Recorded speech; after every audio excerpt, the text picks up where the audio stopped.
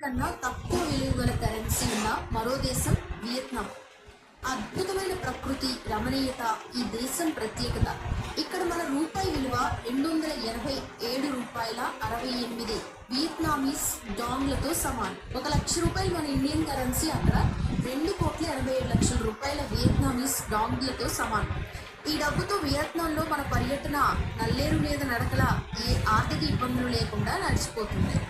అక్కడ వారికి మీరు కోటీశ్వరులు.